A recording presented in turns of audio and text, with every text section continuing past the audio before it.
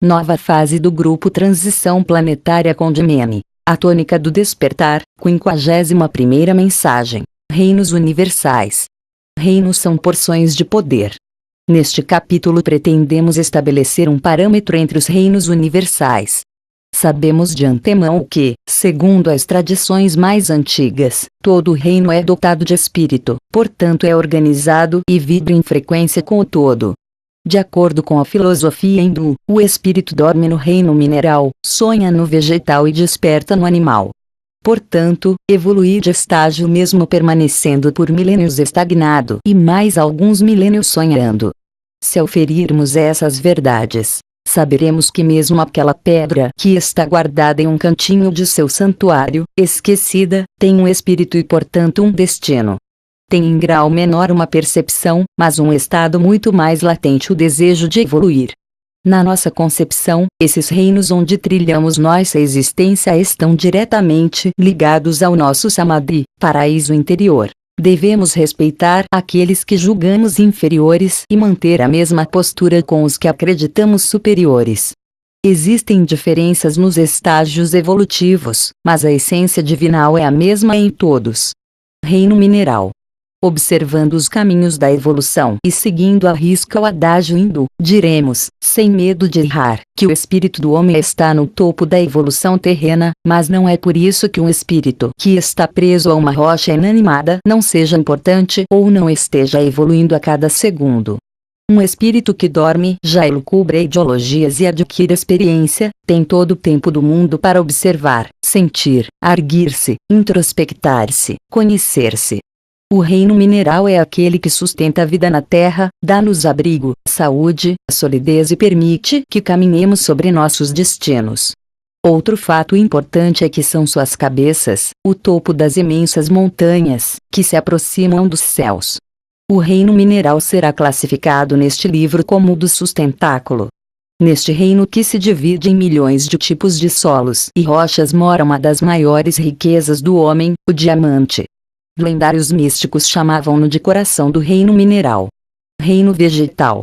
Visualmente tão frágil, mas ao mesmo tempo belo, sublime e cheio de cores e cheiros, ele nos garante a fartura na mesa.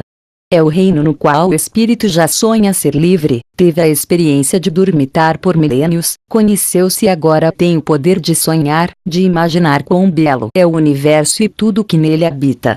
Talvez já sonhe com o Criador, traga intrínseca uma fé relativa. Esse reino já processa alguns movimentos, ensaia seus primeiros passos. São os frutos desse reino que mantêm em ação o ciclo da vida. Classificarei esse reino como o da manutenção. Reino aquático. Tomamos liberdade de criar à margem da biologia um reino novo, o aquático, o reino das águas, que consideramos ser um dos mais importantes a ter vida própria. A água é a renovação da vida, a purificação. É ela que nos mantém vivos, fornece-nos alimentos e transportes, indica-nos calma. Os antigos egípcios acreditavam que as cheias do rio Nilo eram as lágrimas de Ísis, que chorava a morte de seu esposo, e neste rio habitavam vários deuses. Como eles, acreditamos que 3 espíritos das águas estão num plano latente, entre o sonho e a realidade, entre o sonolento e o desperto. É um espírito em suspensão temporária, mas ativo em movimentos e força, está entre o sonhar e o despertar plenamente. Diremos mais, ele já despertou em plenitude e força, mas não ganhou consciência plena. O reino aquático será catalogado como sendo energético.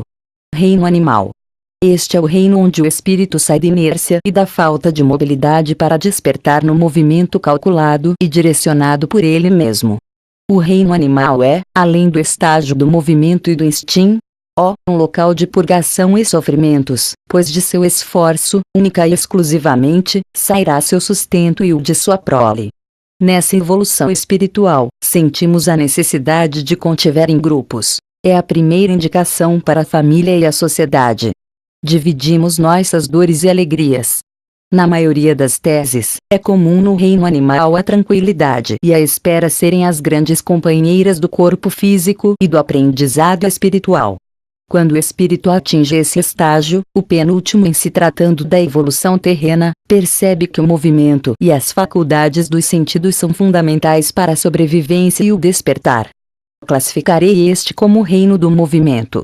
Reino humano.